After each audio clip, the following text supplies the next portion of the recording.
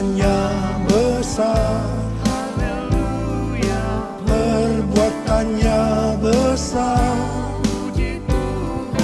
perbuatannya besar, pujilah namanya. Perbuatannya besar, perbuatannya besar, perbuatannya besar, pujilah namanya, pujilah namanya, pujilah namanya. Shalom semuanya. Tanggal 4 September 2025, gereja kita GBI Jalan Jenderal Gatot Subroto berumur 37 tahun. Dimulai dari kebaktian perdana kita pada 4 September 1988 di Gedung Wisma Karsa Pemuda Senayan, Jakarta, dengan jemaat sekitar 400 orang. Sekarang sudah berkembang baik di dalam maupun di luar negeri. DNA gereja kita adalah restorasi Pondok Daud. Kisah Para Rasul 15 ayat 15 dan 18 berkata, hal itu sesuai dengan ucapan-ucapan para nabi, seperti yang tertulis, kemudian aku akan kembali dan membangunkan kembali Pondok Daud yang telah roboh. Dan reruntuhannya akan kubangun kembali dan akan kuteguhkan, supaya semua orang lain mencari Tuhan. Dan segala bangsa yang tidak mengenal Allah yang kusebut milikku. Demikianlah firman Tuhan yang melakukan semuanya ini, yang telah diketahui dari sejak semula. Dengan kata lain, ini bisa dikatakan bahwa Tuhan Yesus akan datang kembali dan merestorasi Pondok Daud supaya terjadi penuaian jiwa besar-besaran. Katakan amin. Ini tidak berarti bahwa setelah Tuhan Yesus datang kembali, baru terjadi restorasi Pondok Daud. Tetapi restorasi Pondok Daud telah dimulai. Dan pada saat Tuhan Yesus datang kembali, restorasi Pondok Daud akan selesai secara sempurna. Apa yang dimaksudkan dengan Pondok Daud? Pondok Daud adalah pondok atau kemah, bukan bangunan permanen yang dibuat oleh Daud. Di dalamnya ada tabut Allah. Di sekitar tabut Allah ada orang yang berdoa, memuji dan menyembah Tuhan. Jumlah pemuji 288 orang. Dan tiap-tiap regu yang bertugas sebanyak 12 orang. Kalau 288 orang dibagi 12, itu menjadi 24. Sesuai dengan 1 Tawaris 9 ayat 33, diperkirakan selama 24 jam, siang dan malam, mereka bergantian tiap jam berdoa, memuji dan menyembah Tuhan. Jadi Pondok Daud ini berbicara tentang doa, pujian, dan penyembahan bersama-sama dalam unity siang dan malam. Setelah umur gereja kita memasuki usia 25 tahun, Tuhan menambahkan pengertian tentang restorasi Pondok Daud, yaitu prajurit-prajurit Tuhan yang gagah perkasa, yang mempunyai gaya hidup berdoa, memuji dan menyembah Tuhan, bersama-sama dalam unity siang dan malam, dan yang melakukan kehendak Tuhan pada zaman ini. Dari definisi restorasi Pondok Daud, yaitu doa, pujian, penyembahan bersama-sama dalam unity siang dan malam, kita akan melihat tuntunan Tuhan per 5 tahunan dari tahun 1988. 5 tahun pertama, tahun 1988 sampai dengan 1993, fokus pada pujian dan penyembahan. 5 tahun kedua, tahun 1993 sampai tahun 1998, ditambahkan doa. Sehingga menjadi doa, pujian, dan penyembahan. 5 tahun ketiga, tahun 1998 sampai 2003, ditambahkan unity. Sehingga menjadi doa, pujian, dan penyembahan dalam unity. 5 tahun keempat, tahun 2003 sampai 2008, pemantapan doa, pujian, dan penyembahan dalam unity. Kemudian 5 tahun kelima, tahun 2008 sampai tahun 2013, ditambahkan siang dan malam. Sehingga menjadi doa, pujian, dan penyembahan bersama-sama dalam unity siang dan malam. Itu berarti keintiman dengan Tuhan.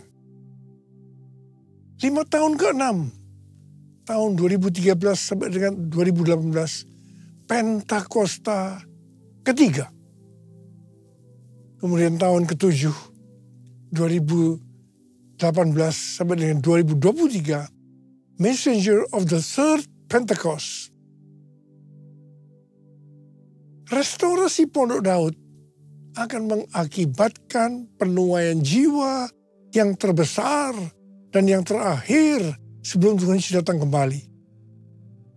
Pada waktu murid-murid Tuhan Yesus menantikan pencurahan Roh Kudus Pentakosta yang pertama, mereka bertekun dengan sehati dalam doa bersama-sama. Ini bisa diartikan mereka berdoa, memuji, dan menyembah Tuhan dalam unity siang dan malam. Ini prinsip restorasi Pondok Daud. Ini prinsip menara doa. Setelah Roh Kudus Pentakosta pertama turun, maka mereka dipakai untuk menyelesaikan amanat agung. Sejak 37 tahun yang lalu, gereja kita DNA-nya adalah restorasi Pondok Daud. Kita tidak pernah mengira ini untuk mempersiapkan pencurahan Roh Kudus Pentakosta yang ketiga. Sekarang Pentakosta yang ketiga sudah turun. Kita merasakan bahwa pencurahan Roh Kudus Pentakosta ketiga yang lebih dahsyat. Tuhan mau agar kita makin bertekun dalam doa, pujian, dan penyembahan bersama-sama dalam unity siang dan malam. Penuaian jiwa yang terbesar dan terakhir sudah dimulai. Harvest now, Jesus for everyone. Harvest now, Jesus for everyone. Harvest now, Jesus for everyone. Api Roh Kudus Pentakosta ketiga juga sedang membakar segala kotoran. Hal-hal yang tidak berkenan di hati Tuhan sedang dibersihkan. Hal ini sesuai dengan Malihi 3 ayat 1 sampai 4 yang berkata, "Lihat, aku menyuruh utusanku agar ia mempersiapkan jalan di hadapanku. Tiba-tiba Tuhan yang kamu cari akan datang ke bait-Nya. Utusan perjanjian yang kamu inginkan itu, sesungguhnya ia datang. Firman Tuhan semesta alam. Siapakah yang dapat tahan akan hari kedatangannya? Siapakah yang dapat tetap berdiri ketika ia menampakkan diri? Sebab ia seperti api pemurni logam dan seperti sabun penatu. Ia akan duduk seperti orang yang memurnikan dan menahirkan perak. Ia menahirkan orang Lewi, menyucikan mereka seperti emas dan perak, supaya mereka menjadi orang-orang yang mempersembahkan kurban kepada Tuhan dalam kebenaran. Maka persembahan Yehuda dan Yerusalem akan menyenangkan hati Tuhan, seperti pada hari-hari dahulu kala dan seperti tahun-tahun purbakala. Pembersihan itu akan membuat kita menjadi orang-orang yang mempersembahkan kurban kepada Tuhan dalam kebenaran. Persembahan kita akan menyenangkan hati Tuhan. Hidup kita harus kudus. Api Tuhan sedang turun untuk membuat hidup kita jadi kudus. Api Pentakosta menyala. Api Pentakosta menyala.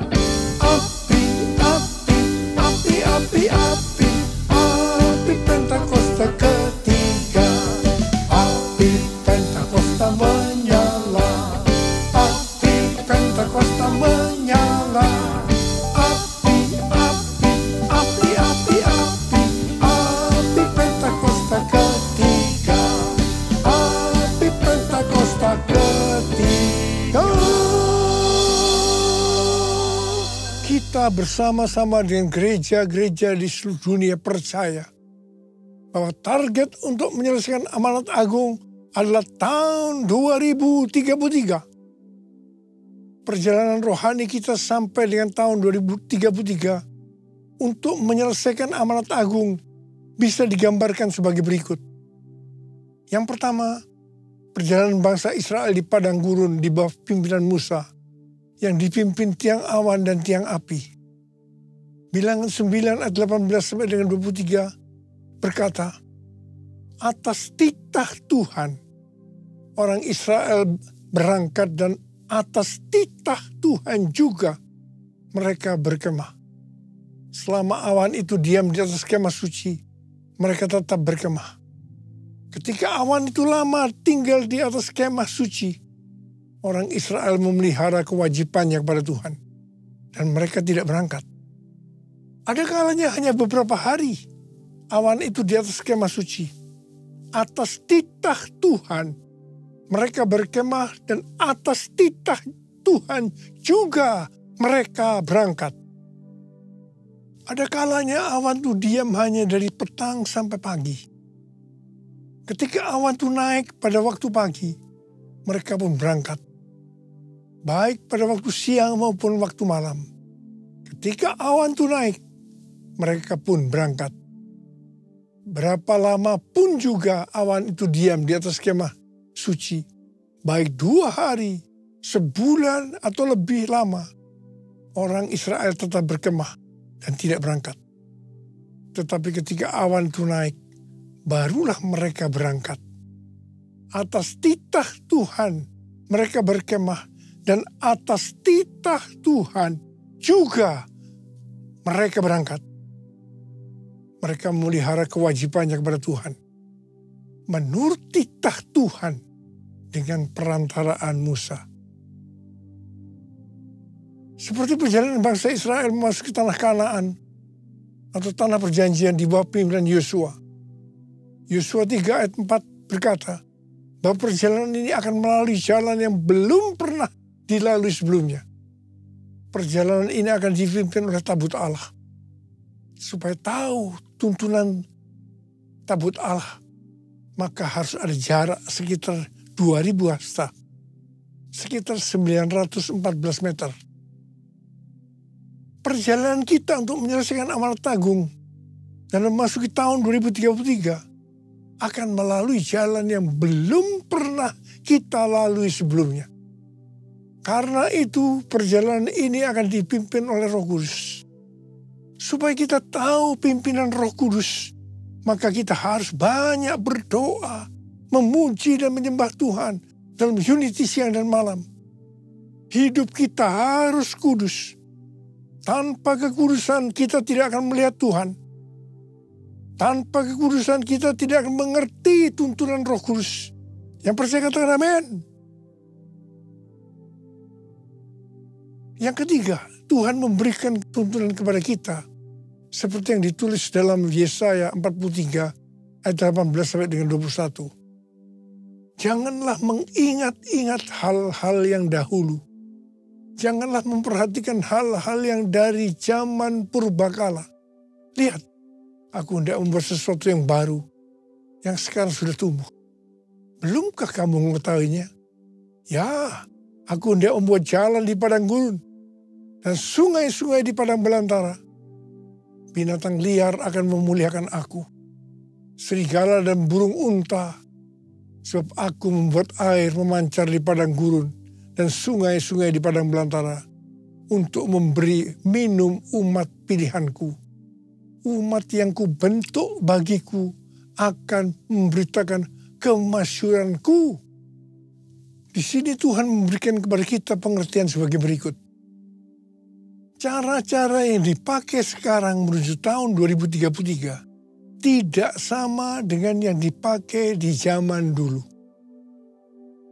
Sebenarnya Tuhan sudah menunjukkan kepada kita caranya. Hanya kita belum mengerti sepenuhnya.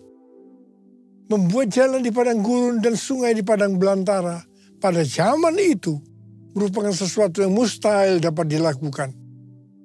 Mungkin kita menganggap cara-cara yang dipakai sekarang ini tidak mungkin dilakukan. Tetapi bagi Tuhan tidak ada yang mustahil. Yang percaya katakan amin. Tuhan akan membuat air memancar di padang gurun dan di padang belantara. Jadi di tengah-tengah kegelapan yang menutupi bumi dan kekelaman, menutupi bangsa-bangsa. Justru Tuhan akan mencurahkan Roh Kudus-Nya yang akan memenuhi umat pilihannya. Ini akan membuat kita semua bersuka cita dan umat Tuhan akan memberitakan kemasyhuran Tuhan. Umat pilihannya akan menyelesaikan amanat agung. Haleluya! Untuk menyelesaikan amanat agung sampai dengan tahun 2033, kita harus fokus kepada 3 hal. Yang pertama, tahun 2033. Yang kedua, harvest now. Yang ketiga, Jesus for everyone. Katakan amin. Jesus for everyone. Jesus for everyone. Jesus for everyone. Jesus for everyone. Jesus for everyone. Jesus for everyone. Jesus for everyone. Jesus for everyone. Ada seorang hamba Tuhan yang bernama Sitrot. Beliau adalah seorang penginjil televisi dan penulis buku. Sekaligus pemilik dan pembawa acara talk show It's Supernatural yang menampilkan kesaksian mujizat dan pengalaman supranatural. Dia banyak mempelajari kehidupan dari banyak hamba-hamba Tuhan besar.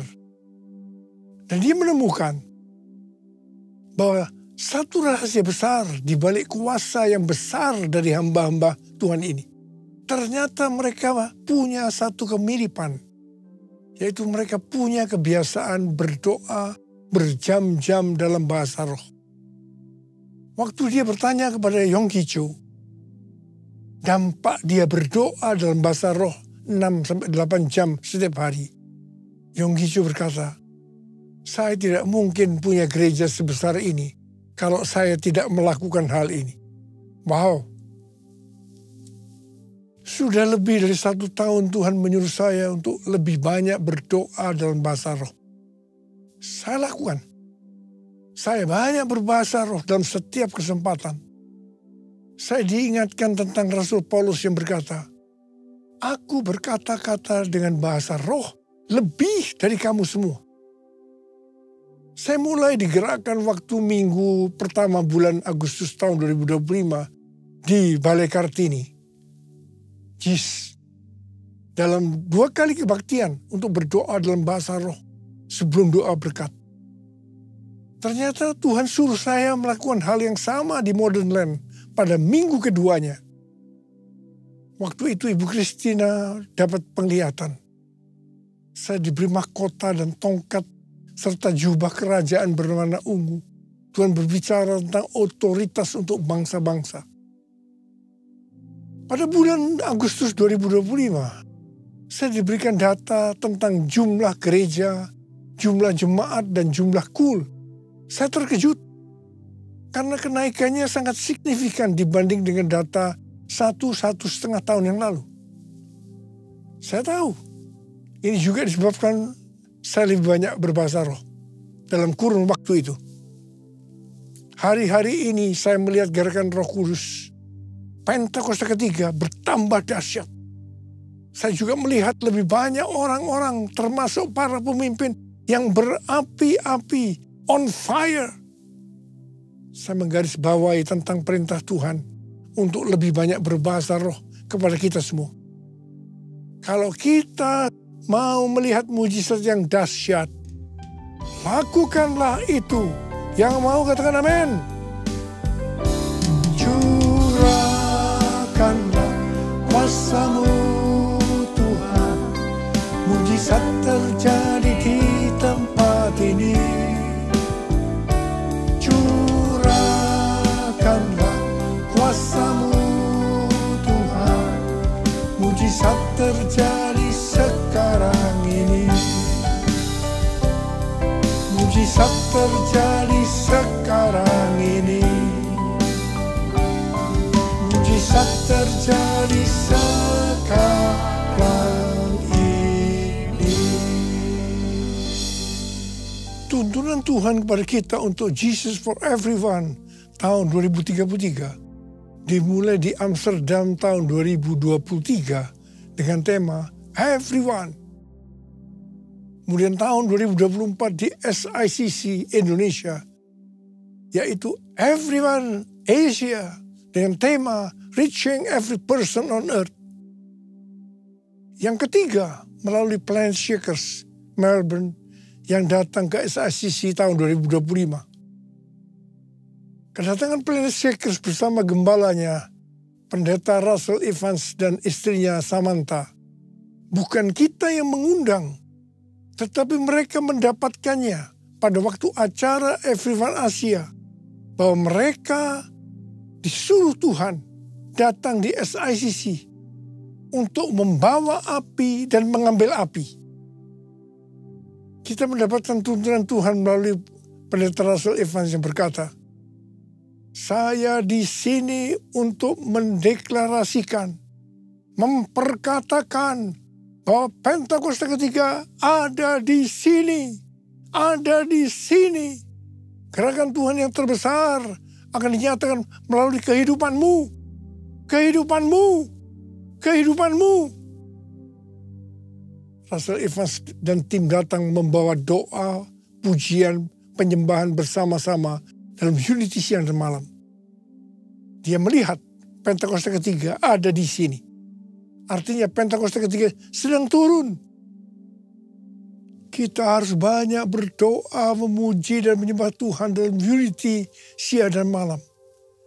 Pentakosta ketiga akan turun lebih dahsyat. Dan ini akan mengubah kehidupan kita. Cara hidup kita berubah. Akan terjadi gerakan Tuhan yang terbesar, yaitu terjadinya penuaian jiwa yang terbesar dan terakhir sebelum Tuhan Yesus datang kembali. Ini yang harus kita lakukan menuju tahun 2033. Oh God, I worship you. Oh God, I worship you. Glorify and magnify, oh God, I worship you. Oh God, I worship you. Oh God, I worship you. Be glorified and magnify.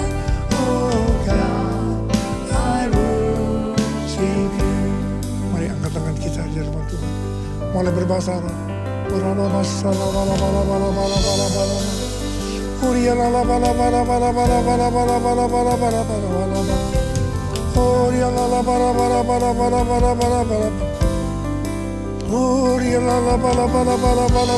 Terus berbahasa Arab. Berbahasa Arab.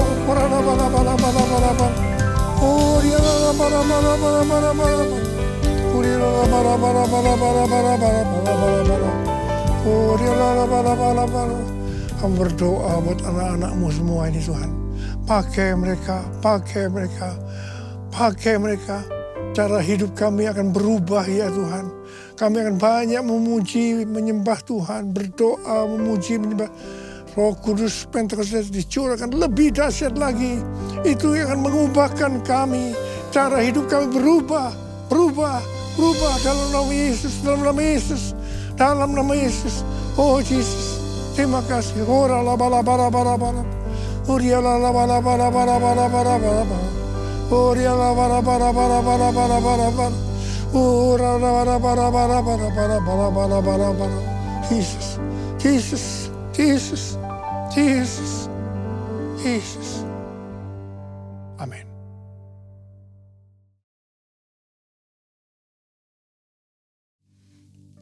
Kita akan masuk dalam perjamuan kudus. kita akan mengingat ayat ini. Sebab setiap kali kamu makan roti ini dan minum cawan ini, kamu memberitakan kematian Tuhan sampai Ia datang. Perjamuan kudus adalah perjamuan Tuhan Yesus sendiri.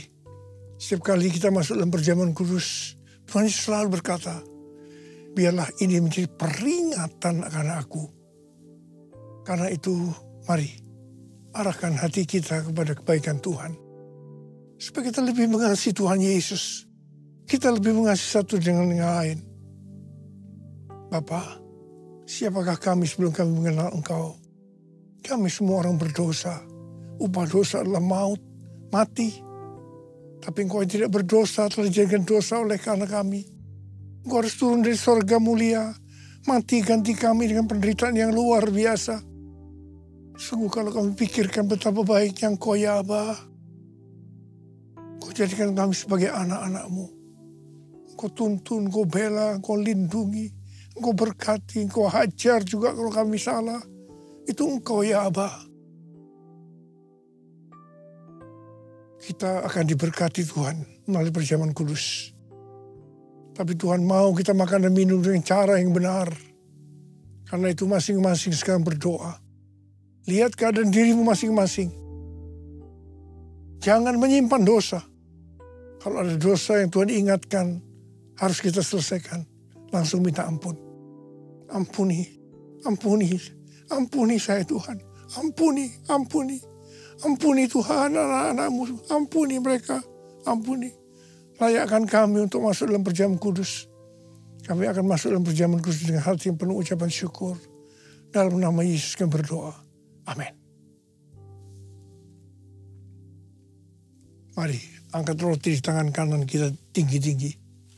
Sebab apa yang telah kuteruskan kepadamu telah aku terima dari Tuhan.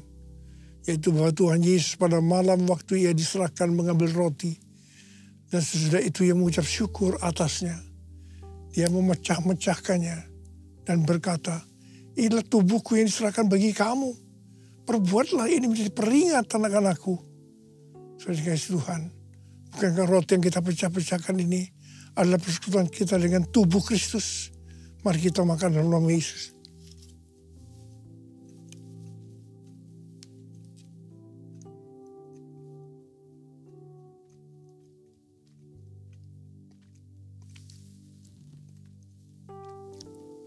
Angkat cawan di tangan kanan kita tinggi-tinggi. Demikian juga Ia mengambil cawan sesudah makan lalu berkata, cawan ini adalah perjanjian baru yang dibenarkan oleh darahku.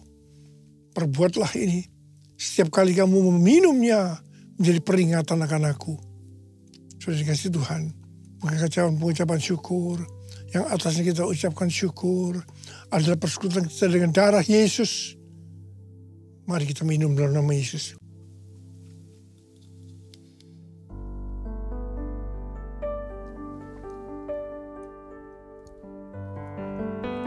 Angkat tangan kita di hadapan Tuhan. Ucapan syukur dengan suara. Jangan diam. Tuhan terima kasih. Tuhan terima kasih. Tuhan terima kasih. Tuhan terima kasih. Tuhan terima kasih.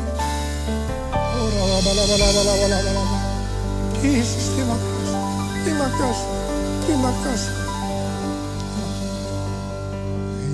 Terima kasih. Terima kasih Yesusku, puji syukur hanya bagi Tuhanku.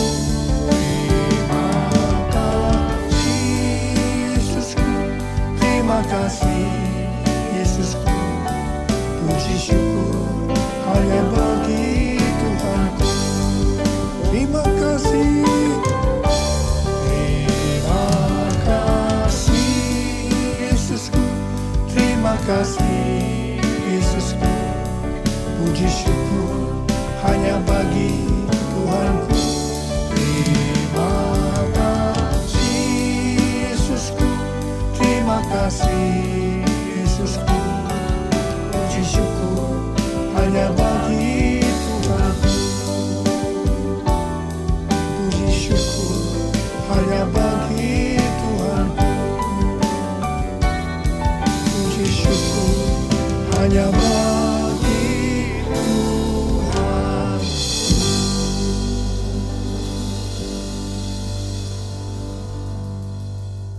Sekarang terimalah berkat Tuhan. Kasih karunia yang berlimpah-limpah daripada Allah Bapa dalam anak yang tunggal Yesus Kristus.